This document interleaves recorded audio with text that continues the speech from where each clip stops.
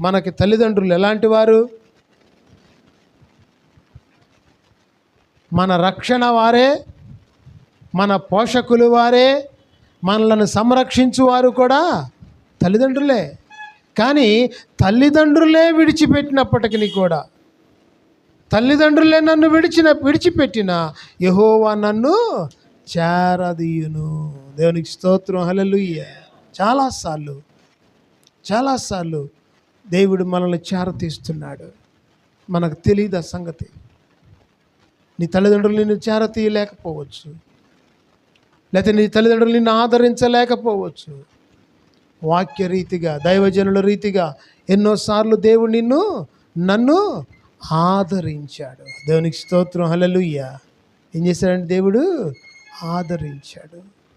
యెహోవా నీ వాక్యము నన్ను ఏం చేస్తుందంట? నా పాదములకు దీపమును